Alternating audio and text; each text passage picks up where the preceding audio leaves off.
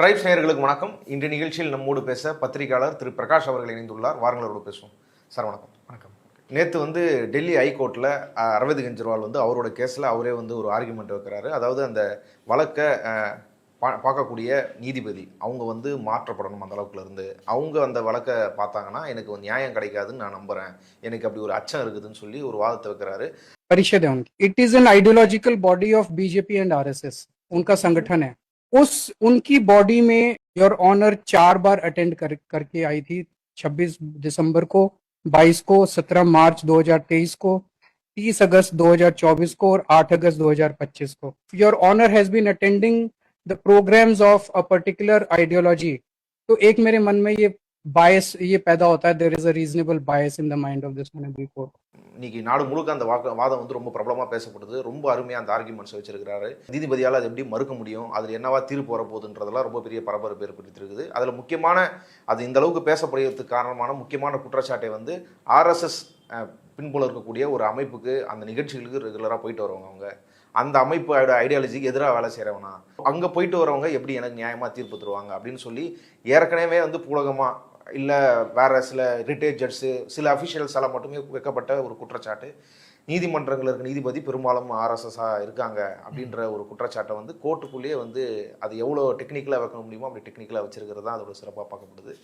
என்ன வழக்கு, ஏன் அவர் அப்படி ஒரு ஆர்குமெண்ட் அங்கே வச்சார்? ஆக்சுவலி இது ரொம்ப சீரியஸான அலையேஷன்ஸ். ஏன்னா அது வெளியிலிருந்து ஊடகங்களில் பேசப்பட்டிருக்கு, சமூக வலைதளங்கள் எழுதப்பட்டிருக்குது. தமிழ்நாட்டில் கூட ஜிஆர் சாமிநாதனை பற்றி தொடர்ந்து விமர்சனம் வச்சுட்ருக்கோம். அவர் ஒரு ஆர்எஸ்எஸ் சேர்ந்தவர் அப்படின்னு அவரே முன்னாடி பொறுப்புகள்லாம் இருந்திருக்கிறாரு. அதுக்கேற்ற மாதிரி இப்போ சமீப காலம் வரைக்கும் தொடர்ந்து இந்துத்துவ அமைப்புகள் நிகழ்ச்சியில் நடந்துக்கிறது, பிராமணர் சங்க நிகழ்ச்சியில் நடக்கிறது, இந்த மாதிரி தொடர்ந்து கலந்துக்கிட்டே இருக்கிறாரு. அவர் மேலே இப்படி குற்றச்சாட்டை தொடர்ந்து வைக்கிறோம். ஆனால் அவர் ஒரு வகையில் துப்புனா துடைச்சிக்குன்ற மாதிரி போயிட்டே இருக்கிறாரு. அதை பற்றி எதுவும் கண்டுக்கிறது இல்லை. இந்த வழக்கு அப்படிங்கிறது, ஜிஆர் சாமிநாதன் மீதான வழக்குங்க அப்படிங்கிறது தனித்தனி இஷ்யூஸ். ஆனால் கெஜ்ரிவால் மீதான வழக்கு அப்படிங்கிறது அது ஒரு மேஜரான வழக்கு. நீதிமன்றத்தில் நடந்த அந்த விசாரணைகிறப்ப அரவிந்த் கெஜ்ரிவால் ஒரு குற்றச்சாட்டாக அவங்க மேலே சொல்ல ஆரம்பிக்கிறாரு. ஆரம்பிக்கும் போதே கோர்ட்டே கிட்டத்தட்ட ஒரு மாதிரி சைலண்டாக இருக்குது. அப்போ நீதிபதி சொல்கிறாங்க, நீங்கள் இந்த மாதிரி ஒன்றுனா விளக்க வேண்டாம், என் மேலே என்ன குற்றச்சாட்டோ அதை நேரடியாக சொல்லுங்க அப்படின்னு சொன்ன உடனே இவர் சொல்கிறாரு, இந்த மாதிரி நீங்கள் 4 கூட்டத்துக்கு ஆர்எஸ்எஸோடு தொடர்புடைய நிகழ்ச்சிகளாக 4 கூட்டங்களுக்கு போயிருக்கிறீங்க, நீங்கள் இந்த வழக்கை விசாரிக்கிறது அப்படின்றது சரியா இருக்காது, இது ஒரு அரசியல் வழக்கு. அப்படி இருக்கப்ப உங்களுக்கு ஏற்கனவே ஒரு சித்தாந்தம் இருக்கும், அந்த சித்தாந்தத்தின் அடிப்படையில் நீங்கள் விசாரிச்சிங்க அப்படின்னா நியாயமான தீர்ப்பு கிடைக்கும்னு நான் நம்பலை அப்படின்னு சொன்ன உடனே அவங்க கொஞ்சம் ஒரு மாதிரி நெர்வஸ் ஆகுறாங்க. ஃபர்ஸ்ட் சொல்கிறாங்க, நீங்கள் நேரடியாக சொல்லுங்கன்னு ரொம்ப ஒரு ஹை டோனில் சொன்னவங்க இப்படி சொன்ன உடனே கொஞ்சம் நெர்வஸ் ஆகி ஒரு பதட்டத்துக்கு உள்ளாகிறாங்க நீதிமன்றத்திலேயே. ஏன்னா அந்த மதுபான கொள்கை வழக்கு அப்படிங்கிறது அந்த மாநிலத்தில் ஆட்சி மாற்றத்துக்கு காரணமாக இருந்த வழக்கு. இந்த வழக்கை வைத்து அந்த மாநிலத்தில் துணை முதல்வராக இருந்த மனோஜ் சிசோடியாவை கைது பண்ணாங்க. அதுக்கு பிறகு இவரையும் கைது பண்ணாங்க, முதலமைச்சராக இருந்தவர் கைது பண்ணாங்க. அங்கே அதுக்கு பிறகு நடந்த தேர்தலில் ஆட்சி கவிழ்ந்து ஆம் ஆத்மி ஆட்சியை இழந்து பாஜக இன்னைக்கு ஆட்சிக்கு வந்திருக்கு.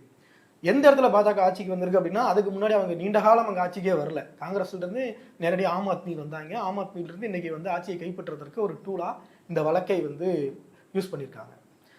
இந்த வழக்கு முதல்ல சிபிஐ கோர்ட்டில் தான் விசாரணைக்கு வந்தது. அங்கே விசாரணைக்கு வந்தபோது அது நீண்ட மாதங்கள், பல மாதங்கள் விசாரணைக்கு போய் அதை அந்த வழக்கு ஒன்றும் இல்லை, இதில் முகாந்திரமே இல்லைன்னு சொல்லி தள்ளுபடி பண்ண வழக்கு.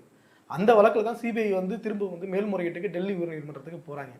அப்போ அந்த வழக்கை விசாரிக்கிறவங்க அந்த ஸ்வர்ணகாந்த சர்மா அப்படின்ற நீதிபதி, அந்த நீதிபதி முன்னாடி தான் இப்படி ஒரு குற்றச்சாட்டை வச்சுருக்காங்க. 4 நிகழ்ச்சிகளில் நீங்கள் அந்த விஹெச்பியோடைய லாயர் விங்கு, அது ஒரு அகில பாரதிய அதிவக்தா பரிஷத், ஏபி, இந்த மாணவர் அமைப்பு இருக்குல்ல ஏபிவிபி மாதிரி, அது ஏபி. அந்த அமைப்பு தொடர்ந்து அந்த அமைப்பு மீது நிறைய விமர்சனங்கள் வந்துகிட்டே இருக்கு. ஏன்னா நிறைய இன்டோர் மீட்டிங்ஸ் நடத்துறது, அங்கே பழைய ரிட்டையர்ட் ஜட்ஜஸ் கூப்பிடுறது, இப்போ சிட்டிங் ஜட்ஜஸாக இருக்கவங்களை கூப்பிடுறது, அந்த மாதிரி தொடர்ந்து போயிட்டே இருக்குது. அது ஒரு பக்கம் இருக்கட்டும். இப்போ இவர் என்ன சொல்லியிருக்காருன்னா, இந்த வழக்கே ஒரு அரசியல் வழக்கு, நேரடியாக பாஜக எங்களுக்கு சவால் விடுத்திருக்கக்கூடிய ஒரு வழக்கு அப்படிங்கிறத அதை புரிஞ்சுக்க முடியுது. பாஜகவுடைய அழுத்தத்தின் பேர் தான் அப்படி ஒரு வழக்கு வருது, அதை விசாரிக்கிறாங்க. விசாரித்து இந்த வழக்கு நீதிமன்றத்துக்கு வருது, நீதிமன்றத்தில் செல்லா காசாக மாறுது, அதுக்கு பிறகு திரும்ப மேல்முறையீடுக்கு போகிறாங்க. அப்படிப்பட்ட ஒரு வழக்கில் ஆர்எஸ்எஸோடு தொடர்புடைய ஒரு நீதிபதி விசாரிப்பது எப்படி நியாயமாக இருக்கும் அப்படின்ற ஒரு அடிப்படையான கேள்வி தான் இது. இதுக்கு முன்னாடி நீதித்துறையில் யாருமே அப்படி நேரடியாக அங்கே கேள்விகள்லாம் வைக்கல. அப்புறம் பல முக்கியமான கேஸ்லாம் நடந்திருக்குது. ஆனால் இவர் நீங்கள் சொன்ன மாதிரி ரொம்ப டெக்னிக்காக அந்த கேள்வியை வச்சிருக்கிறாரு. அந்த கேள்வி அவங்கள மிலி நிலைகுலைய வச்சிருக்குன்னு தான் சொல்லணும். ஏன்னா அந்த அம்மா சொல்லியிருக்காங்க, இதுக்கு முன்னாடி என்கிட்ட வந்து இப்படி யாருமே இந்த கேள்வி இந்த மாதிரியான ஒரு குற்றச்சாட்டை வைக்கல, முதல் முறையாக குற்றச்சாட்டை வச்சிருக்காங்க, இதில் நான் யோசிச்சு வந்து நல்ல முடிவாக எடுப்பேன் அப்படின்னு சொல்லி. உண்மையிலேயே இந்த நீதிபதி ரொம்ப நேர்மையானவர்களாக இருந்திருந்தா என்ன பண்ணியிருக்கணும்னா, இந்த வழக்கில் இருந்து விலகி இருக்கணும். இல்லை என் மேலே இப்படி ஒரு குற்றச்சாட்டு வைக்கிறீங்க, இதுக்கு மேலே நான் விசாரிச்சா சரியாக இருக்காது அப்படின்னு விலகி இருக்கணும். ஆனால் இந்த மாதிரி என்ன பண்ணியிருக்காங்கன்னா, தீர்ப்பை நான் வந்து பின்னாடி சொல்கிறேன்னு சொல்லி ஒத்தி வச்சிருக்காங்க. தீர்ப்பு ரிசர்வ்ல இருக்குது. இப்போ இவங்க என்ன பண்ணுவாங்க, மேலே இருக்கிற தன்னுடைய ஆர்எஸ்எஸ் சங் பரிவார நண்பர்கள் அல்லது தன்னுடைய அவருக்கு இந்த கொள்கையை வந்து ஊட்டியவர்கள், அவருக்கு மேலே இருக்கிறவங்கள்ட்ட இதை வந்து விசாரித்து கேட்டு நம்ம என்ன விசாரிக்கலாமா வேணாமா, இதில் என்ன பண்ணலாம் அப்படின்னு டிஸ்கஸ் பண்ணிட்டு முடிவெடுக்கிறதுக்காக இப்படி ஒரு ஒத்திவைப்பு நடக்கத்தை நடத்தியிருக்காங்களா அப்படின்னு தெரியல. உண்மையிலேயே அவங்க உடனடியாக வந்து இல்லை இப்படி குற்றச்சாட்டு வந்தது பிறகு நான் வந்து இந்த வழக்கை விசாரிக்கிறது சரியா இருக்காருன்னு சொல்லிடுவோம். ஏன்னா அவர் சொல்ற ரீசன்ஸ் ரொம்ப நியாயமானது. இந்த வழக்கை வந்து 40,000 பக்கங்கள் வந்து இந்த தீர்ப்பை எழுதி விசாரிச்சு அவ்வளவு தூரம் அந்த வழக்கை நீங்க வந்து ஒரு நொடியில வந்து திரும்ப வந்து அந்த தீர்ப்பை ரத்து பண்றேன்னு சொல்லி அறிவிச்சிருக்கீங்க. அப்ப இந்த வழக்கில் நான் எப்படி நேர்மையா நீதி தீர்ப்பு வரும் நான் நம்புவேன் அப்படின்ற ஒரு சீரியஸ் கொஸ்டின் வச்சிருக்காங்க. இல்லை உண்மையிலேயே அது 3 மாதம் அந்த கேஸ் நடந்தது, நவம்பர்லேருந்து பிப்ரவரி வரைக்கும். இவங்க வந்து கிட்டத்தட்ட 5 நிமிஷமோ 7 நிமிஷம் தான், அவ்வளவுதான் 5 நிமிஷத்துல வந்து இந்த தீர்ப்பு செல்ல அது அப்படின்னு உடனடியே வந்து ரத்து பண்ணிருக்காங்க. ஓகே, அப்ப யோசிச்சு பாருங்க, அப்ப அவங்க விசாரிச்சால் இந்த வழக்குல எப்படி வந்து நேர்மையா தீர்ப்பு கிடைக்கும் அப்படின்னு நம்ப முடியும். அதனால இது வந்து வெளியில ஊடகங்கள்ல பேசாம நீதிமன்றத்திலேயே இப்படி ஒரு குற்றச்சாட்டை அரவிந்த் கெஜ்ரிவால் வச்சது அப்படிங்கிறது ரொம்ப ஆரோக்கியமான விஷயம். இதை வந்து முன்னுதாரணமா வச்சு அடுத்தடுத்த பல வழக்குகள்ல இது மாதிரியான வாதங்கள் நீதிபதிகள் மேல நம்ம வந்து வைக்கிறதுக்கான வாய்ப்புகளும் இதுல வந்து உருவாகி இருக்கு. அப்படி ஒரு வாய்ப்பை வந்து அரவிந்த் கெஜ்ரிவால் உருவாக்கி கொடுத்திருக்காரு அப்படின்னு நான் நினைக்கிறேன். ஓகே, அவர் என்ன மாரி அவர் சில தீர்ப்புகளை ஏற்கனவே இருக்கிற தீர்ப்புகளை வந்து அதுல முன்னுதாரணமா வைக்கிறாரு. சில இடிக்கான கேஸாக இருக்கட்டும், இல்லை வேற யூனியன் கவர்மெண்ட்டுக்கு தனிப்பட்ட நபர்களுக்கான கேஸாக இருக்கட்டும், இதெல்லாம் வச்சுட்டு அவர் ஒரு பாயிண்ட் கன்வே பண்ண வராருல, நீங்கள் பயாஸ்டாக இருக்கணும்னு அவசியம் கிடையாது, ஆனால் பார்ட்டிக்கு அப்படி ஃபீல் இருந்தால் அதை கன்சிடர் பண்ணணும்னு சொல்ல வராரு. அது என்ன விஷயம்? இல்லை பயாஸ்டாக தான் இருப்பாங்க. இப்படிப்பட்ட நீதிபதிகள் எப்படி பயாஸ்டாக இல்லாமல் இருப்பாங்க? நீங்கள் ஏற்கனவே சந்திரசூட் கேஸ் எடுத்துக்கோமே, பாபர் மசூதி வழக்கு ரொம்ப முக்கியமான ஒரு வழக்கு, ரொம்ப சென்சேஷனான வழக்கும் கூட. அந்த வழக்கில் 5 நீதிபதிகள் கொண்ட அமர்வில் சந்திரசூட்டும் இருந்தார். அந்த தீர்ப்பை அவர் தான் எழுதினதா சொன்னாங்க. முதல்ல சொல்லல, அதுக்கு பிறகு தான் சொன்னாங்க. அந்த தீர்ப்பை அவர் எப்படி வந்து எழுதினதா சொன்னார்? நான் வந்து அவர் என்ன அரசியல் சாசனங்களை பின்பற்றி அதில் இருக்கிற உட்கூறுகளை பயன்படுத்தி நான் வந்து தீர்ப்பு எழுதினேன் சொன்னார். இந்த பாரத்தை தூக்கி நான் வந்து ராம்லல்லா மேலே போட்டேன். அவர் என்ன சொன்னாரோ அதைத்தான் நான் செய்தேன் அப்படின்னு சொல்லி சொன்னார். யோசிச்சு பாருங்க, அந்த வழக்குல 2 பேர் தான், 2 சைடு தான். ஒன்று வந்து ராமர் பக்கம், இன்னொன்று பாபர் பக்கம். அந்த வழக்கில் சம்பந்தப்பட்ட ஒருத்தர் மேலே பாரத்தை போட்டு நான் தீர்ப்பு எழுதினேன்னு சொன்னா அது எப்படி நியாயமான தீர்ப்பா இருந்திருக்க முடியும்? அது எப்படி சரியான தீர்ப்பா இருந்திருக்க முடியும்? உடனே அதுக்கப்புறம் அவர் வந்து உச்ச நீதிமன்றத்தோட தலைமை நீதிபதி ஆகிறாரு. ஆனதுக்கு பிறகு அவர்கிட்ட வந்து 370 கேஸ் அவர் தலைமையில தான் நடக்குது. அந்த கேஸ்ல என்ன பண்ணாங்க? உச்சநீதிமன்றம் சொன்ன 2 விஷயங்களை வந்து கருத்தில் எடுத்துக்கிட்டு இதை வந்து நாங்கள் வந்து இப்போதைக்கு யூனியன் பிரதேசம்லாம் வச்சிருக்கிறோம், திரும்ப வந்து நாங்கள் வந்து மாநிலங்களாக மாற்றிடுவோம் அப்படின்ற ஒரு கருத்தை அல்லது உறுதிமொழியை ஒன்றிய அரசு வச்சதன் காரணமாக நாங்கள் வந்து அந்த 370 ரத்து பண்ணுறோம்னு சொல்லி ரத்து பண்ணார். அப்போ இப்படிப்பட்ட நீதிபதிகள்கிட்ட நீங்கள் எப்படி நீங்கள் வந்து நியாயமான தீர்ப்பு எதிர்பார்க்க முடியும்? அது இவங்களுக்கும் பொருந்தும் தானே. இந்த பாபர் மசூதி கேஸு, காஷ்மீருக்கான சிறப்பு அந்தஸ்து நீக்கம், அந்த கேஸ் மட்டும் இல்லை, அதுக்கடுத்தது ஞானவாபி மசூதி கேஸ், அந்த கேஸை பற்றி தெரியும். ஞானவாபி மசூதியும் வந்து இந்துக்களுக்கு தான் சொந்தமானதுன்னு சொல்லி அங்கே இருக்கிற சங்கிகள் ஒரு பிரச்சாரத்தை கிளப்பி நீதிமன்றத்துக்கு போகிறாங்க. அங்கே வந்து அந்த ஞானவாபி மசூதியில் ஆய்வு செய்ய வேண்டும் அப்படின்ற ஒரு தீர்ப்பை வந்து உச்சநீதிமன்றம் கொடுத்தது. அந்த தீர்ப்பை கொடுத்ததும் இவர் தான், சந்திரசூட் தான். அதில் வந்து ரொம்ப முக்கியமான விஷயம் என்ன அப்படின்னா, 1947க்கு பிறகு எந்த வழிபாடு தலங்களையும் இந்த மாதிரி வந்து வேற மதத்துக்கு சொந்தமானதுன்னு போய் உரிமை கோரி அதை வந்து மாற்றுவதோ அந்த கட்டமைப்பை வந்து சிதைப்பதோ இல்லை மாற்றுவதோ கூடாது அப்படின்னு வழிபாட்டு தலங்கள் சட்டம் ஒன்று இருக்குது. 1991 போட்ட சட்டம் நினைக்கிறேன், அந்த சட்டம் இருக்குது. ஆனால் அதில் ஒரே ஒரு கேஸுக்கு மட்டும் தான் எக்ஸம்ஷன் கொடுத்தாங்க. ஏன்னா பாபர் மசூதி கேஸ் அப்போவே வந்து ஸ்டார்ட் ஆயிடுச்சு. பாபர் மசூதி கேஸ் வந்து கொஞ்ச நாளத்துலேயே ஸ்டார்ட் ஆயிடுச்சு. அதனால அதுக்கு மட்டும் எக்ஸம்ஷன் கொடுத்துட்டு மற்ற இதுக்கெல்லாமே வச்சிருந்தாங்க. ஆனால் இவர் என்ன பண்ணாருன்னா அதை வந்து ஓப்பன் பண்ணி விட்டார். பாபர் மசூதி கேஸுக்கு அடுத்ததான் ஞானபாபி மசூதியிலையும் போய் நீங்கள் வந்து ஆய்வு பண்ணலாம் அப்படின்னு சொல்லி ஒரு புதுசாக ஒன்று ஓப்பன் பண்ணி விட்டு ஒரு பெரிய சிக்கல் எடுத்து விட்டுருக்காரு. அதன் அடிப்படையில் தான் இன்னைக்கு வந்து இந்தியா முழுக்க வந்து கர்நாடகாவில் மற்ற ஹைதராபாத்தில் இப்படி பல ஊர்களில் மசூதிகளுக்கு உரிமை கோரி கேஸ் போடுறது, போராட்டம் நடத்துறது, ஆர்ப்பாட்டம் நடத்துறதுன்னு துணிச்சலாக வந்து இவர்கள் வந்து இறங்கியிருக்காங்க. இப்படி சந்திரசூட் வந்து நேரடியாக தன்னை வந்து ஒரு சங்கியாகவோ அல்லது ஒரு ஆர்எஸ்எஸ் காரனாகவோ எங்கேயும் வந்து வெளிப்படையாக அறிவிச்சுக்கவே இல்லை. ஆனால் அவர் கொடுத்த தீர்ப்புகள் எல்லாமே ஆர்எஸ்எஸ் சித்தாந்தத்துக்கு நேரடியாக தொடர்புடையதாகவும் அவருடைய கனவுகள் லட்சியங்களை நிறைவேற்றுவதாகவும் இருந்தது. அந்த அடிப்படையில் தான் இப்படி வந்து கடந்த காலங்களிலும் நீதிபதிகள் மீதான ஒரு சந்தேகத்தை நம்ம வந்து எழுப்ப வேண்டியிருக்கு. அதாவது அவங்க ஆர்எஸ்எஸோட ஒரு அட்வொகேட் விங்கு தான் நாடறிஞ்ச விஷயம் அந்த ஏவிஏபின்றது. அதில் கலந்துக்கிட்டாங்கன்றதுக்காக அவங்க வந்து அந்த ஐடியாலஜி பின்பற்றுறவங்க, அவங்க பயஸ்டாக தான் இருப்பாங்க அப்படின்னு ஒரு முடிவுக்கு வந்துடுமா, இல்லை வேற எதனா காரணங்கள் இருக்குதா அவங்க அதோட அந்த ஐடியாலஜியோட ஒத்து போகிறவங்க அப்படின்னு சொல்கிறதுக்கு? ஏன்னா இவர் சொலிசிட்டர் ஜெனரல் சிபிஐக்கு வாதாடக்கூடிய துஷார் மேத்தா அவர் என்ன சொல்லியிருக்காருன்னா, இங்கே இருக்கிற சுப்ரீம் கோர்ட் ஜட்ஜாக இருக்கட்டும், ஹைகோர்ட் ஜட்ஜாக இருக்கட்டும், பலரும் வந்து பார் கவுன்சில் பார் அசோசியேஷன் நடத்துகிற மீட்டிங்லலாம் கூட போய் கலந்துட்டு வராங்க, லெக்சர்ஸ்லாம் எடுத்து தான் வராங்க. அதுக்காக அவங்களாம் அட்வொகேட் அசோசியேஷனில் போய் கலந்துக்கிறாங்க அப்படின்றதுக்காக அவங்க வந்து கேஸை நடத்தாமல் இருக்க முடியுமா, அவங்க தீர்ப்பு கொடுக்காமல் இருக்க முடியுமான்னு அவர் வாதம் முன்னுக்கிறாரு. இல்லை, அது வந்து பார் கவுன்சில் கூட்டமும் இதையும் ஒன்றா பார்க்க முடியாது. இது வந்து ஆர்எஸ்எஸ் உடைய நேரடி மேற்பார்வையில் என்கிற ஒரு அமைப்பு. இது ரெண்டையும் எப்படி பொருத்தி பார்க்க முடியும்? ஆர்எஸ்எஸ்க்கு ஒரு அஜெண்டா இருக்குது, பார் கவுன்சிலுக்கு என்ன அஜெண்டா இருக்குது? பார் கவுன்சில் லாயர்ஸை ஒருங்கிணைக்கிற ஒரு அமைப்பு, அவ்வளோதான். அதுக்கு பின்னாடி அவங்களுக்கு பெரிய பொலிட்டிக்கல் நோக்கமோ அல்லது வேற காரணமோ எதுவுமே கிடையாது. ஆனால் ஆர்எஸ்எஸ்க்கு ஒரு நோக்கம் இருக்குல்ல, இந்த நாட்டை இந்து ராஷ்டிரமாக்கணும், அகண்ட பாரதமாக்கணும் அப்படின்னு ஒரு கனவு இருக்குல்ல. அப்போ அதன் கீழ் அதனுடைய கட்டுப்பாட்டில் இயங்குகிற ஒரு அமைப்பு வந்து எப்படி அந்த கொள்கைக்கு நேர்முறைனா செயல்படும்? அரசியல் சாசனத்தை ஆர்எஸ்எஸ் ஏற்றுக்குமா? அரசியல் சாசனத்தை ஆர்எஸ்எஸ் ஏற்றுக்குதா? இடஒதுக்கீட்டு கொள்கையை இடஒதுக்கீட்டே நாங்கள் வந்து ஆதரிக்கிறோம் அப்படின்னு வெளிப்படையாக என்று சொன்னாலுமே கூட, ஆனால் அவர்கள் உண்மையான நோக்கம் என்ன? இடஒதுக்கீட்டை ஒழிக்க வேண்டும் தான் நோக்கம். அப்படி இருக்கும்போது அதோடைய தத்துவங்களை அதோட ஐடியாலஜியை பின்பற்றிட்டு வர ஒரு வழக்கறிஞர் அமைப்புகளை தொடர்ந்து நிகழ்ச்சிகளை பங்கேற்கவங்க, அதோட சித்தாந்தத்தோடய ஒன்றி போகிறவங்க, அப்போ தீர்ப்பை மட்டும் எப்படி கொடுப்பாங்க? பல உதாரணங்கள் இருக்குது, பல நீதிபதிகள் நம்ம இருக்காங்க. இன்னொன்று இவங்க சொன்ன மாதிரி அந்த நிகழ்ச்சிகளுக்கு வந்து நிறைய பேர் போயிருக்கிறாங்க. அவர்கள் எல்லோருமே ஆர்எஸ்எஸோடு தொடர்புடையவர்களாக தான் இருக்கிறாங்க. ஒருத்தர் 2 பேர் மட்டும் இல்லை.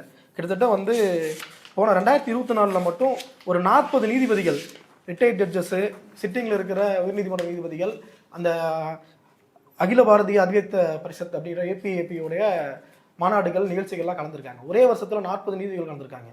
இப்போ அங்கே அவங்களுக்கு என்ன சொல்லித்தரப்படும்? நீங்கள் இந்த வழக்குகள்லாம் இண்டோர் மீட்டிங்காக வெளிப்படையான மீட்டிங்காக இருந்தால் அவர் பேசுறது வெளியில் வரும். ஆனால் இண்டோர் மீட்டிங்கில் நீங்கள் வந்து இந்த மாதிரி கேசஸை வந்து எடுத்தீங்க அப்படின்னா இந்த மாதிரி தீர்ப்பு கொடுங்கன்னு வந்து அவங்களுக்கு வந்து ரகசியமாக சொல்லப்படுமா, சொல்லப்படாதா? அப்படி சந்தேகம் வருமா இல்லையா? நமக்கு கண்டிப்பாக வரத்தானே செய்யும். வேற என்ன முகாந்தாரம் இருக்குது அந்த கூட்டத்தில் கலந்துக்கிட்டாங்கன்ற குற்றச்சாட்டை தவிர? நீதிபதி ஸ்வர்ணானந்த சர்மா கலந்துக்கிட்ட அந்த அமைப்பு வந்து சாதாரணமான அமைப்புலாம் கிடையாது. அது வந்து ரொம்ப முக்கியமான அமைப்பு. ஆர்எஸ்எஸ் உடைய நேரடி கட்டுப்பாட்டிலிங்கிற அமைப்புன்னு சொன்னோம். அந்த அமைப்பில் கிட்டத்தட்ட 15,000 வழக்கறிஞர்கள் வந்து உறுப்பினர்களாக இருக்காங்க. அந்த அமைப்பு கடந்த வாரம் ஹரியானாவில் ஒரு கூட்டத்தை நடத்தி அதில் ஒரு தீர்மானம் போட்டிருக்காங்க. என்ன தீர்மானம் அப்படின்னா, ஓய்வு பெற்ற நீதிபதிகள் வெளிநாடுகளில் நடக்கிற வழக்குகளில் போய், இந்தியா தொடர்பான வழக்குகளில் போய் எந்த கருத்தையும் சொல்லக்கூடாது, அதை வந்து தடை பண்ணணும் அப்படின்னு ஒரு தீர்மானத்தை போடுறாங்க. ஏன் அப்படின்னா, பல முக்கியமான வழக்குகள் உங்களுக்கு தெரியும், நீரவ் மோடி, விஜய் மல்லையா, பலருடைய வழக்குகள் வெளிநாடுகளில் நடக்குது. இப்போ இந்த மாதிரி வழக்குகளில் இங்கிருந்து ஓய்வு பெற்ற நீதிபதிகள் போய் சொல்கிற கருத்துக்கள் இந்தியாவோட இறையாண்மை கெடுக்குது அப்படின்னு வந்து இவர்கள் குற்றச்சாட்டை சொல்கிறாங்க. அது இந்தியாவோட இறையாண்மையெல்லாம் கிடையாது. பாஜகவுடைய கையாளாகத்தன்மையை வந்து அந்த இவங்க இங்கே இருக்கும்போது நீதிமன்றத்தில் நீதிபதிகளாக பணியில் இருக்கும்போது கொடுக்குற தீர்ப்புகளும் அங்கே போய் சொல்கிற கருத்துக்களும் ஒரே மாதிரி இருக்கிறதுல, இங்கே வந்து ஒரு மாதிரி அடக்கமாக தீர்ப்பை கொடுத்துட்டு போயிடறாங்க. ஆனால் ஓய்வு பெற்ற பிறகு வந்து பேசுகிற கருத்துக்கள், வெளிப்படுற கருத்துக்கள்லாம் ரொம்ப துணிச்சலாக வந்து இந்திய நீதித்துறை வந்து காவிமயமாகிட்டு இருக்கு, இந்திய நீதித்துறை வந்து சுதந்திரமாக இயங்க முடியலன்னு இங்கேயே வந்து துணிச்சலாக கருத்துக்கள் வைக்கிறாங்க. அப்படிங்கிறப்ப வெளிநாட்டு நீதிமன்றத்தில் போய் இவங்க வந்து எந்த மாதிரியான கருத்துக்கள் வைப்பாங்கன்னு தெரியுமில்ல. மார்க்கண்டேய கட்சி வந்து இந்த வழக்குக்கு போகிறார், நீரவ் மோடி வழக்குகளை போயிட்டு சொல்கிறாரு, இந்திய நீதித்துறை அரசியல் நிர்வாகத்திடம் பெருமளவு சரணடைஞ்சிருச்சு அப்படின்ற ஒரு கருத்தை வந்து அங்கே போய் வைக்கிறாரு. இப்போ அந்த மாதிரியான கருத்துக்களை வைக்கும்போது அது வந்து இந்திய நீதித்துறையும் நேரடியாக தாக்குது. இன்னொரு பக்கம் வந்து பாஜக தான் தன்னுடைய கட்டுப்பாட்டில் நீதித்துறை வைத்திருக்குது அப்படின்ற விமர்சனத்துக்கும் உள்ளாகுது. அப்போ என்ன பண்ணுறாங்க அப்படின்னா, இவங்க வந்து இப்படி ஒரு வித்தியாசமான தீர்மானத்தை போட்டு இதை வந்து நிறைவேற்றணும் அப்படின்ற கோரிக்கையை வைக்கிறாங்க. பல நீதிபதிகள் போயிருக்கிறாங்க. இதுக்கு முன்னாடி தீபக் வர்மான்னு ஒரு நீதிபதி போயிருக்கிறாரு. அதே மாதிரி அபயம் திப்சே, அதே மாதிரி ராஜஸ்தான் உயர்நீதிமன்றத்தில் நீதிபதியாக இருந்த பானாசன் ஜெயின், இவங்க எல்லாருமே வெளிநாடுகளில் போய் இந்த மாதிரி கருத்துக்களை சொல்லியிருக்காங்க. அந்த கருத்துக்கள் இவர்களுக்கு ஒரு பதற்றத்தை ஏற்படுத்துது, அல்லது வந்து அந்த கருத்துக்கள் வந்து இவர்களுக்கு வந்து ஒரு அச்சத்தை கொடுக்குது. அதனால இப்படி ஒரு தீர்மானத்தை இந்த அமைப்பு போடுது. இப்போ இந்த அமைப்பை நீங்கள் எப்படி சாதாரண அமைப்பாக இடம் போட முடியும்? இந்த அமைப்பில் கலந்துக்கிற ஒரு நீதிபதியை எப்படி சாதாரண நீதிபதியாக நம்ம வந்து கருத்தில் கொள்ள முடியும் அப்படின்ற கேள்வியும் இயல்பாகவே எழுது. அது இல்லாமல் இன்னொரு முக்கியமான விஷயம் இருக்குது. இந்த நீதிபதி ஸ்வர்ணகாந்த சர்மாவுடைய பசங்க, ஒரு பொண்ணு ஒரு பையன், விஷாந்த் சர்மான்ற பையனும் சாம்பவி சர்மான்ற பொண்ணும் ஒன்றிய அரசுடைய வழக்கறிஞர்களாக இருக்காங்க. ஓகே, ப்ராக்டிஸ் பண்ணியிருக்காங்க. டெல்லி உயர்நீதிமன்றத்திலும் உச்சநீதிமன்றத்திலும் ப்ராக்டிஸ் பண்ணியிருக்காங்க. ஒன்றிய அரசின் வழக்கறிஞர்களாக இருக்கவங்க பாஜகவுடைய சொல்படி தான் நடந்துப்பாங்க, பாஜகவுடைய வாதங்களை தான் முன்வைப்பாங்க. இதுலேயே வந்து அமர்வுலேயே இவங்க ஒரு வாதத்தை முன்வைக்கிறாங்க அப்படின்னா, இவங்க வந்து நீதிபதியாக நேர்மையாக நடுநிலை தவறாமல் தன்னோட பையன்னு பார்க்காம இந்த பக்கம் வந்து வேற ஒருத்தர்னு பார்க்காம தீர்ப்பு கொடுப்பாங்க நம்மளால் நம்ப முடியுமா? இவங்களுக்கு ஏற்கனவே ஆர்எஸ்எஸ் பின்புலத்தில் இருக்கக்கூடிய ஒரு நீதிபதி, அவங்களுடைய பசங்க பாஜகவின் சார்பாக வந்து ஆஜராகக்கூடியவங்க. அப்படின்றப்ப இவங்களோட தீர்ப்பை நம்ம வந்து எப்படி சந்தேகத்துக்கு உட்படுத்தாம கேள்விக்கு உட்படுத்தாம இருக்க முடியும்? 2 பேரும் ஒரே நேரத்தில் 2025 ஆண்டுல ஒரே நாளில் வந்து 2 பேருமே அப்பாயிண்ட் ஆகுறாங்க. ஆமா, துஷார் மேத்தா தான் அவங்களோட பாஸ் அல்ல, இந்த கேஸ்ல வந்து வாதாடக்கூடிய துஷார் மேத்தா தான் அவரோட பாஸ். துஷார் மேத்தா நினைச்சாதான் இவங்க கெரியரே இருக்குது. இவங்களுக்கு எவ்வளவு கேஸ் கொடுக்குறது, இவங்களுக்கு சம்பளம் எப்படி ஏற்றுறது, இவங்களுக்கு பொசிஷன் எப்படி பண்ணுறதுன்றதுலாம் துஷார் மேத்தா கையில் தான் இருக்குது. துஷார் மேத்தாவுக்கு எதிராக ஒரு தீர்ப்பை வந்து இவங்க எப்படி கொடுக்க முடியும்? இப்போ அவங்க 2 பேருமே துஷார் மேத்தா வக்கீல தான் வந்து பணிபுரிகிறாங்க. ஒன்றிய அரசுடைய அந்த அட்வொகேட் ஜெனரல் துஷார் மேத்தா வக்கீல தான் பணிபுரிகிறாங்க. அவங்க நினைச்சாதான் இவங்களுக்கு வந்து கேஸ் ஒதுக்குறது வந்து எல்லாமே நடக்கும். எந்த கேஸ் வந்து இவங்களுக்கு ஒதுக்கலாம் வேண்டாமா அப்படிங்கிறத முடிவு பண்ணக்கூடிய இடத்துல ஒரு துஷார் மேத்தா இருக்கு. அவங்க கெரியரே அவர் கையில் தான் இருக்கு. அவர் கையில் தான் இருக்கு. அப்போ இந்த கேஸில் அரவிந்த் கெஜ்ரிவால் கேஸில் ஒன்றிய சார்பாக ஆஜராகக்கூடிய சொலிசிட்டர் ஜெனரலாக வந்து இவர் வந்து இருக்கார் துஷார் மேத்தா. அப்போ இது எல்லாமே முக்கோணமாக ஒரு இடத்துல வந்து மோதுதா இல்லையா, ஒரே மாதிரியானதை சிக்கலுக்கு உள்ளாகுதா இல்லையா? துஷார் மேத்தா சொல்றதை இந்த நீதிபதி கேட்கணும், துஷார் மேத்தா சொல்றதை அவங்களுடைய பசங்களும் கேட்கணும், அவங்க பசங்கள் சொல்றதை இந்த நீதிபதியும் கேட்கணும். அப்படின்ற மாதிரியான ஒரு முக்கோண சிக்கல் வந்து நிற்குது. இப்போ இவர்கள் எல்லாருமே கேட்கணுங்கிறது கட்டாயம்லாம் கிடையாது. இவங்க எல்லாருடைய ஐடியாலஜியும் ஒரே மாதிரியானது. அதனால இந்த ஒற்றுமை வந்து இவர்களுக்கு நிச்சயமா இருக்கும். இது வந்து ஒரு சார்பு தன்முடைய தீர்ப்புகள் வரும் அப்படின்ற ஒரு எச்சரிக்கையை இது வந்து அரவிந்த் கெஜ்ரிவாலுடைய இந்த இன்னைக்கு எழுப்பி இருக்கிற வாய்ஸ் வந்து கண்டிப்பா ஏற்படுத்த தான் செய்யுது. அதை வந்து மறுக்கவே முடியாது. இப்போ இங்கே தமிழ்நாட்டில் இவர் ஜிஆர் சுவாமிநாதன் இருக்காரு, சென்னை உயர்நீதிமன்றத்தோட மதுரை பெஞ்ச் நீதிபதியாக இருக்கிறாரு. அவர் மேலும் அப்படிப்பட்ட விமர்சனங்கள் வைக்கப்படுதுல வெளில. ஆமாம், தொடர்ந்து அவர் மேலேயும் பல விமர்சனங்கள் வைக்கப்பட்டிருக்கு. இன்னும் திருப்பரங்குன்ற கேஸ் எல்லாருக்குமே தெரியும். இன்னைக்கு அந்த வழக்கில் இருந்து அவரை வந்து கொஞ்சம் அகற்றி வச்சிருக்காங்கன்னு தான் சொல்லணும். ஆனால் ஏற்கனவே இதுக்கு முன்னாடி எச்சில் இலை அப்படின்ற ஒரு வழக்கு வந்தது. கரூர் மாவட்டத்தில் ஒரு கோயிலில் பாரம்பரியமாக எச்சில் இலையில் உருள்றது அப்படின்றத ஒரு சடங்காக வச்சுருந்தாங்க. அந்த சடங்கை எதிர்த்து நீதிமன்றத்துக்கு போகிறாங்க. இது வந்து ரொம்ப மோசமாக இருக்குது, இப்படியான சடங்குகள்லாம் இந்த அறிவியல் யுகத்திலும் நவீன காலத்திலும் பின்பற்றலாமாங்கிறது ரொம்ப ஒரு அபத்தமாக இருக்குது, அல்லது வந்து ஒரு மோசமானதாக இருக்குது அப்படின்னு சொல்லி ஒரு கேஸ் போகுது. அந்த கேஸில் வந்து அவங்க என்ன சொல்கிறார், ஜட்ஜ்மெண்ட் என்ன கொடுக்குறாருன்னா, இது வந்து பாரம்பரியமாக அவர் பின்பற்றி கொண்டு இருக்கக்கூடிய ஒரு வழக்கம், அதை வந்து நம்ம வந்து தடை செய்யலாம் முடியாது, எச்சிலில் உருள்றது வந்து புனிதமானது, அதை வந்து நடத்துங்கன்னு சொல்லி ஒரு தீர்ப்பு கொடுக்குறாரு. இப்படி ஒரு தீர்ப்பை ஒரு ஆர்எஸ்எஸ் பின்புலம் இல்லாத ஒரு ஆர்எஸ்எஸ் சித்தாந்தத்தை ஏற்றுக்கொள்ளாத நீதிபதியாக இருந்தால் இப்படி ஒரு தீர்ப்பை நிச்சயமாக கொடுப்பாங்களா யாராவது? ஏற்கனவே இந்த மாதிரியான கேசஸ் எல்லாம் இருக்குது. கர்நாடகாவில் இப்படியான சம்பவம் இருக்குது. உச்சநீதிமன்றம் நீதிமன்றங்களில் பல கேஸ் மாதிரி நடந்திருக்குது. அதில் வந்து எச்சில் உருள்வது அப்படிங்கிறது ரொம்ப வந்து பிற்போக்குத்தனமானது, இந்த செயலை செய்யக்கூடாதுன்னு சொல்லி நீதிமன்ற தீர்ப்புகள் ஏற்கனவே இருக்குது. உச்சநீதிமன்ற தீர்ப்பை மறுத்து உயர்நீதிமன்ற கிளையில் ஒரு தீர்ப்பை கொடுக்குறாரு அப்படின்னா இவர் வந்து அதை எப்படி கொடுக்க முடியுன்ற முகாந்திரம் அடிப்படையில் அப்படி கொடுக்க முடியுமா? உச்சநீதிமன்றம் தானே இருக்கிறதுலேயே வந்து. அப்போ அதை மீறி அவர் தீர்ப்பை கொடுத்தாரு அப்படிங்கிறப்ப இந்த மாதிரி அது மட்டும் இல்லை, தொடர்ந்து அவரோட ஆர்எஸ்எஸ் நிகழ்ச்சிகள் பிராமண சங்க நிகழ்ச்சிகள்லாம் கலந்துக்கிட்டு திருப்பரங்குன்ற வழக்கை எடுத்துக்கோமே, திருப்பரங்குன்றத்தில் இவருடைய உத்தரவை மீறி அங்கே வந்து அந்த தீபம் ஏற்றுறதுக்கு தமிழ்நாடு அரசு அனுமதிக்கலை, தர்கா பக்கத்தில் ஏற்றுறதுக்கு அனுமதிக்கலை, மேலே அனுமதிக்கலை. வழக்கம் போல எப்பயும் எங்கே வந்து உச்சி பிள்ளையார் கோயிலில் தீபம் ஏற்றுறாங்க அதை வந்து அனுமதிச்சாங்க. இவரு வந்து சிஎஸ்எஃப்லாம் அனுப்பி பார்த்தாரு, அது நடக்கலை.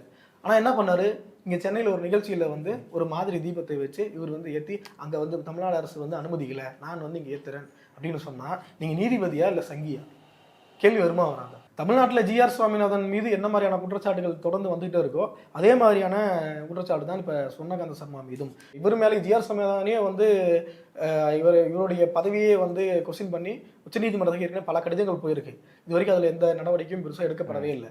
அப்படி இருக்கும்போது இப்போ இந்த விவகாரத்திலேயாவது உச்சநீதிமன்றம் தலையிட்டு இப்படி ஒரு நீதிபதி மேலே ஒரு அலகேஷன் நீதிமன்றத்துக்குள்ளேயே வந்திருக்குது, அவங்க வந்து இப்பவும் முடிவெடுக்க முடியாமல் அல்லது வந்து அந்த வழக்கிலிருந்து விலகாமல் பிடிவாதமாக இருக்கிறாங்க அப்படின்றப்ப இந்த வழக்கிலேயாவது உச்சநீதிமன்றம் வந்து தானாக தலையிட்டு, ஏன்னா பல விஷயங்கள் அவங்க வந்து தானாக தலையிடுவாங்க, நம்ம ஏற்கனவே பல வழக்குகளை பார்த்துருக்கோம். இந்த வழக்கிலேயாவது தலையிட்டு அவர் வந்து ஒன்று இந்த அமர்வில் இருந்து அவரை வந்து விலக்கி வைக்கணும், அல்லது அரவிந்த் கெஜ்ரிவாலோட குற்றச்சாட்டின் மீது வேறு எந்த மாதிரியான தார்மீக நடவடிக்கை எடுக்கணும் அப்படியானதை எடுத்து இருக்கணும். இவங்க சொர்ணகாந்த சர்மா நீதிபதி அவங்க மட்டும் பதில் சொல்லியிருக்காங்க, இப்படி ஒரு குற்றச்சாட்டு வந்திருக்குது, இது குறித்து நான் வந்து யோசித்து முடிவெடுப்பேன்னு சொல்லியிருக்கிறாங்க. சந்திரசூட் மட்டும் இல்லை, பல வழக்குகள் வந்து இந்த மாதிரி ரொம்ப அபத்தமான கருத்துக்கள் அல்லது இந்துத்துவமயமான கருத்துக்களை ஆர்எஸ்எஸ் உடைய ஐடியாலஜி கொண்ட கருத்துக்களை வந்து பல நீதிபதிகள் சொல்லியிருக்காங்க. அதை மட்டும் நான் சிலதை மட்டும் சொல்கிறேன். 2024 அலகாபாத் உயர்நீதிமன்ற நீதிபதியாக அந்த சேகர்குமார் யாதவ் வந்து இஸ்லாமியர்களையும் இஸ்லாமிய குழந்தைகளையும் ரொம்ப தரக்குறைவா, அந்த வார்த்தையை நான் வந்து சொல்லக்கூட விரும்பல, அப்படி ஒரு மோசமான வார்த்தையை வந்து பயன்படுத்தினாரு. அது மட்டும் இல்லை, அதே அந்த கேஸ்லேயே வந்து இன்னொன்னு சொன்னார், 3Gக்கள் தான் இந்தியாவுடைய புனிதம் அப்படின்னு சொன்னார். 3Gனா அதில் மோடிஜியில் இல்லை, வேற 3G. அவர் என்ன சொன்னார்னா, பசு, கங்கை, கீதை, பகவத்கீதை, இந்த 3ம் தான் இந்தியாவின் புனிதம், இதை வந்து யாரும் மறுக்க முடியாது, அப்படி யாராவது மறுத்தாங்க அப்படின்னா இந்தியாவை அவமானப்படுத்துறதுன்னு அர்த்தம் அப்படின்னு சொன்னார். இது 3மே நீங்கள் யோசிச்சு பாருங்க, பாஜக எதை வைத்தெல்லாம் அரசியல் பண்ணுது, பசுவை வைத்து அரசியல் பண்ணுது, இன்னொரு பக்கம் வந்து எங்களுடைய புனித நூல் இதுதான் பகவத்கீதை தான் சொல்லுது. பகவத்கீதை என்ன சொல்லுது, 4 வருணத்தையும் 4 வருணங்கள் கிருஷ்ணருடைய இதெல்லாம் வந்து சொல்லுது, அதுக்குள்ளே நம்ம போக வேணாம். இது ஒன்று. 2024 ஸ்ரீசானந்தான்னு ஒரு நீதிபதி, கர்நாடக உயர் நீதிமன்ற நீதிபதியாக இருந்தவர், அவர் என்ன சொல்கிறார் அப்படின்னா, இன்னைக்கு இவங்கெல்லாம் சொல்லுவாங்க ஏதோ ஒரு பிரச்சனை வந்தால் நீங்கள் வந்து பாகிஸ்தானுக்கு போங்க அப்படின்னு, அந்த மாதிரி அவர் நீங்கள் பாகிஸ்தானுக்குலாம் போக வேண்டாம். அதாவது அவர் சொன்னது என்ன சொன்னார்னா, பாகிஸ்தானுக்குள்ளே இது கர்நாடகாவுக்குள்ளே இருக்கிற கோரிப்பாளையான்ற ஒரு ஏரியாவை வந்து இது ஒரு பாகிஸ்தான் அப்படின்னு சொன்னார். ஏன் அப்படி சொன்னார் அப்படின்னா, அங்கே வந்து முஸ்லீம்கள் நிறையா இருக்கிறாங்க, அதனால இவ்வளோ மோசமான ஒரு கருத்தை வந்து நீதிபதி சொன்னார். அதே மாதிரி 2014 தமிழ் கொச்சியில் நடந்த அந்த பிராமணர் மாநாடு, தமிழ் பிராமண நாடு ஒன்று நடந்தது. அந்த மாநாட்டில் பேசுகிறப்ப சிதம்பரேசுங்கிற ஒரு கேரள உயர் நீதிமன்ற நீதிபதி சாதியை அடிப்படையாக வச்சு இடஒதுக்கீடு வந்து கொடுக்கவே கூடாது அப்படிங்கிற ஒரு கருத்தை முன் வச்சார். ஒருவேளை இப்போ அவர்கிட்ட போய் கேட்டீங்க அப்படின்னா வந்து அவர் வந்து அதை மாற்றிக்குவார்னு நினைக்கிறேன். ஏன்னா இடபிள்யூஸ் வந்துருச்சு, இடபிள்யூஸ் வந்தனால அதை வந்து நிச்சயமாக மாற்றிக்குவாருன்னு நினைக்கிறேன். இடஒதுக்கீடு வந்து ரொம்ப அவசியம், வேணும் அப்படின்னு கூட மாற்றிக்கலாம். ஆனால் இது வந்து 2019 நடந்த அந்த மாநாடு, அந்த மாநாட்டில் பல நீதிபதிகள் கலந்துக்கிட்டாங்க. அதில் வந்து இப்படி ஒரு கருத்தை வந்து அவர் முன் வச்சிருக்காரு. அதே மாதிரி மேகாலயா நீதிமன்ற நீதிபதியாக இருந்த SR சென், அவர் என்ன சொன்னார்னா, அவர் சொன்னார் ரொம்ப எக்ஸ்ட்ரீம், RSS உடைய கனவு இருக்குல்ல, இந்த இந்து ராஷ்டிரா மாற்றணும், அகண்ட பாரதம் மாற்றணும் அப்படின்றத அவர் வந்து சொல்லிட்டாரு. என்ன சொன்னாருன்னா, இந்தியா வந்து இந்த நாடு விடுதலை அடைஞ்ச பிறகு பாகிஸ்தான் பிரிஞ்சு போச்சுல, பிரிஞ்சு போனோன்னே இதை வந்து இந்து ராஷ்டிரமாக அறிவிச்சிருக்கணும், அறிவிக்காமல் விட்டுட்டாங்கன்னு சொல்லி வருத்தப்பட்டார். அப்படி ஒரு வருத்தத்தை வந்து அவர் வந்து சொல்லியிருக்கிறாரு. அதே மாதிரி 2024 கொல்கத்தா உயர்நீதிமன்ற நீதிபதியாக இருந்த சித்ரஞ்சன் தாஸ், அவர் வந்து வெளிப்படையாகவே அவர் வந்து ஒத்துக்கிட்டாரு, நான் வந்து சின்ன வயசுலேருந்தே RSSல இருந்தேன் அப்படின்னு சொல்லி ஒத்துக்கிட்டார் அவர். அதே மாதிரி 2023 இங்கே சென்னை உயர்நீதிமன்ற நீதிபதியாக பதவியேற்ற அந்த விக்டோரியா கௌரி, அவர் வந்து 2018 ஒன்று சொன்னாங்க. என்ன சொன்னாங்க அப்படின்னா, இங்கே வந்து பச்சை பயங்கரவாதம் மட்டும் இல்லை, வெள்ளை பயங்கரவாதமும் இருக்குது அப்படின்னு சொன்னார். 2 மதத்தை நேரடியாக ஒரு ப்ரூட்டல் அட்டாக், அது வந்து முஸ்லீம்களையும் தீவிரவாதிகள், கிறிஸ்தவர்களையும் தீவிரவாதிகள்னு சொல்லி போகிற போக்கில் அந்த அம்மா வந்து சொல்லிட்டு போனாங்க. அதே மாதிரி 2024 கர்நாடக உயர் நீதிமன்ற நீதிபதியாக இருந்த பிரசன்னா, அவர் வந்து ஒரு தீர்ப்பில் சொல்கிறார், அது என்ன தீர்ப்புன்னு தெரியும், மசூதிக்குள்ளே போய் ஜெய் ஸ்ரீராம்னா கோஷம் போட்டாங்கல்ல, இப்போ அந்த கோஷம் போட்டது வந்து தப்பு இல்லை அப்படின்னு சொல்லி சொன்னாங்க. ஒருவேளை ஒரு கோயிலுக்குள்ளே போய் யாராவது அல்லாஹ் அக்பர்னு சொல்லியிருந்தா இவங்க என்ன பண்ணியிருந்திருப்பாங்க, அந்த கேஸையும் இப்படி தான் டீல் பண்ணியிருப்பாங்களான்றது கேள்வி இருக்குது. இப்படி பலர் வந்து இந்த மாதிரியான அபத்தமான கருத்துக்களை அல்லது மோசமான கருத்துக்களை தாங்கள் வந்து ஒரு RSS பேர் வழி அப்படிங்கிறத ஒத்துக்கிற மாதிரியான கருத்துக்களை எல்லாம் கடந்த காலங்களில் வச்சுருக்காங்க. சந்திரசூட் மட்டும் இல்லை, இந்த மாதிரி பலர் இருக்காங்க. இந்த மாதிரி கடந்த காலங்களில் பல நீதிபதிகள் கருத்துக்கள் சொல்லியிருந்தாலும், ஜட்ஜ்மெண்ட்லேயோ அல்லது வந்து வெளியிலையோ நிகழ்ச்சியிலோ கலந்துக்கிட்டு இந்த மாதிரியான கருத்துக்கள் சொல்லி இருந்தாலும் அவங்க யாருமே அந்த பணிபுரிந்த காலங்கள்லேயே பெரிய விமர்சனத்துக்கு உள்ளாகலை, அந்த நெருக்கடிக்கு உள்ளாகலை. ஆனால் இவங்க ஸ்வர்ணகாந்த சர்மா மட்டும் வழக்கிலேயே விசாரணையின் போதே இப்படி ஒரு கருத்தை வந்து எதிர்கொண்டிருக்காங்க. இது வந்து முதல் முறையாக இருந்தாலும் உண்மையிலே இந்த மாதிரியான கருத்துக்களை துணிச்சலாக சொன்ன அரவிந்த் கெஜ்ரிவாலை உண்மையிலேயே பாராட்டி தான் ஆகணும். ஏன்னா இவங்க வெறும் கலந்துட்டு தான் வந்தாங்க ஏவிபி கூட்டத்தில். ஏவிபியில் காரியகர்த்தாவே இருந்தார் அவரே ஒத்துக்கிட்டு இருக்கிறாரு. ஆனால் அவர் இன்னும் அதை ஃப்ரீ ஹேண்டில் தான் இருக்கிறாரு. அவர் தான் சொல்லிட்டாரு, அவர் வந்து கிட்டத்தட்ட வந்து எந்த இந்த மாதிரி விமர்சனங்கள் வந்தாலும் அதையெல்லாம் கண்டுக்கிறதே இல்லை, திரும்ப வந்து தன்னுடைய ஐடியாலஜி தன்னுடைய குறிக்கோளில் மட்டும்தான் உறுதியாக இருக்கிறாரு. இல்லை இப்போது அதாவது இந்த ஏவிஏபி இது இல்லாமல் RSS பேக்ரவுண்ட்லேருந்து வர்றது இந்த மாரி இருக்கிறது ஒரு பக்கம் இருந்தாலுமே கூட நீதிமன்றங்களில் அதாவது ஒரு குறிப்பிட்ட வகுப்பினரை தவிர மற்ற யாருக்கும் ரெப்ரஸன்டேஷன் கிடையாது. இவர் முன்னாள் CJA BR கவாய் அவர் ஓய்வு பெற்றதுக்கப்புறம் ஒரு தலித் ஒரு பெண் நீதிபதி இப்போ தான் அவ்வளோதான் இருக்கிறாங்க இங்கே சுப்ரீம் கோர்ட்டில் நீதிபதியாக. இந்த பிரதிநிதித்துவம் இல்லாமல் இருக்கிறதே வந்து பயாஸ்டான தீர்ப்பு வர்றதுக்கு அதிகமான காரணமாக அமைய வாய்ப்பு இருக்குதுன்ற விமர்சனங்கள்லாம் இருக்குது. கண்டிப்பாக இதை நீண்ட காலமாக நம்ம சொல்லிக்கிட்டே இருக்கிறோம். நீதித்துறையிலும் இடஒதுக்கீடு வேண்டும் அப்படிங்கிறத நம்ம வந்து நீண்ட காலமாக சொல்லிக்கிட்டே இருக்கோம். அதனுடைய வெளிப்பாடு தான் நீதித்துறை இடஒதுக்கீடு இல்லாத காரணம் தான் இது எல்லாமே நான் புரிஞ்சுக்கிறேன். ஏன்னா கொலீஜியம் தேர்ந்தெடுக்கும் போது ஏற்கனவே இருக்கிற நீதிபதிகள் அவர்களுக்கு சார்ந்தவர்கள், அவருடைய சித்தாந்தத்தை ஏற்றுக்கொள்வர்கள் அல்லது அவருடைய சாதியை சார்ந்தவர்கள், அந்த பின்புலத்திலிருந்து வருபவர்களுக்கே திரும்ப வாய்ப்பு கொடுக்கப்படுதோங்கிற கேள்வி தான் திரும்ப நமக்கு வந்துகிட்டே இருக்கு. ஏன்னா தமிழ்நாட்டில் வந்து மாவட்ட நீதிபதிகள் அளவுக்கு நம்ம போய் பார்த்தோம் அப்படின்னா இடஒதுக்கீடு நடைமுறைகள் இருக்குது. மாவட்ட நீதிமன்றங்களில் இந்த மாதிரியான சங்கித்தனமான கருத்துக்களை சொல்கிற நீதிபதிகள்லாம் பெருசாக பார்க்க முடியல தமிழ்நாட்டில். உண்மையில் சொல்லப்போனால் இல்லை, 0 தான். எல்லோருமே ஓரளவுக்கு சமூக பொறுப்போடு தீர்ப்பு கொடுக்கக்கூடிய நீதிபதிகளாக தான் இருக்காங்க. எங்கே இந்த பிரச்சனை வருது அப்படின்னா, உயர்நீதிமன்றம் வரைக்கும் வரும்போது தான் இந்த பிரச்சனைகள் வருது. உயர்நீதிமன்ற நீதிபதிகளாக இருக்கக்கூடியவர்கள் தான் இந்த மாதிரி தொடர்ந்து வந்து அபத்தமான கருத்துக்கள், அபத்தமான தீர்ப்புகளை சொல்கிறத ஒரு வாடிக்கையாக வைத்திருக்கிறார்கள். அதுக்கு என்ன பின்புலம்னு பார்த்தா இதுதான் முக்கியமான காரணமாக இருக்குது. நீதித்துறையில் இடஒதுக்கீடு இல்லாதது தான் மிக முக்கிய காரணமாக இருக்குது. அது வந்து உண்மையிலேயே நீதித்துறை இடஒதுக்கீடுங்கிறது ரொம்ப அவசியமானது.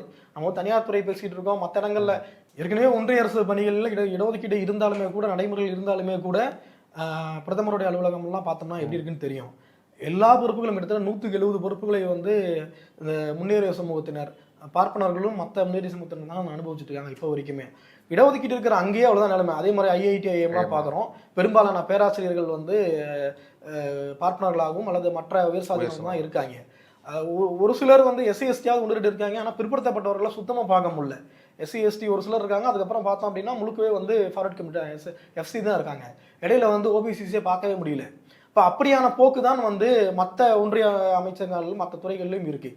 இடஒதுக்கீடு இருக்கிற அந்த இடத்துல இதுதான் நிலைமை அப்படின்னா, இடஒதுக்கீடு நடைமுறையில் இல்லாத நீதிமன்றங்களில் நம்ம என்ன எதிர்பார்க்க முடியும் இவங்கள்ட்ட? திரும்ப திரும்ப இந்த மாதிரியான உயர் சாதியினர், RSS பின்புலம் கொண்டவர்கள் தான் வந்து இவர்கள் வந்து நீதித்துறையில் திணிக்கப்படுவார்கள். நீ ஒருவேளை நீதித்துறையில் வந்து இப்படி இருக்கிறனால எப்படி சாதகமாக இருக்கும் அப்படின்றத பார்த்துட்டு தான் இடையில 2 வருஷத்துக்கு முன்னாடி 2024 ஒரு முயற்சி எடுத்தாங்க. நமக்கு எல்லாருக்குமே தெரியும். சிவில் சர்வீஸ் எக்ஸாமுக்கு வந்து தேர்வு எழுதாமல் தனியார் துறையில் நிபுணத்துவம் பெற்றவர்களை வந்து நாங்கள் வந்து நியமிப்போம்னு சொல்லி ஒரு 45 பேர் நியமிக்க போகிறதா தகவல் வந்து, அது வந்து பெரிய அளவில் காங்கிரஸ் உள்ளிட்ட தேசிய அளவான எதிர்க்கட்சிகள், பல எதிர்க்கட்சிகள் வந்து கடுமையான கண்டனம் தெரிவித்தாங்க. நீங்கள் யோசிச்சு பாருங்களேன், அங்கே ஒரு வேளை இந்த மாதிரி இடஒதுக்கீடு இல்லாமல் நேரடியாக நிபுணத்துவம் பெற்றவர்களை நியமிக்கிறோம் அப்படின்னு சொன்னால் இவங்க யாரை நியமிச்சிருப்பாங்க? RSS பின்புலம் சார்ந்தவர்களை, இந்துத்துவ மனப்பான்மை கொண்டவர்கள்லாம் தூக்கிட்டு வந்திருப்பாங்க.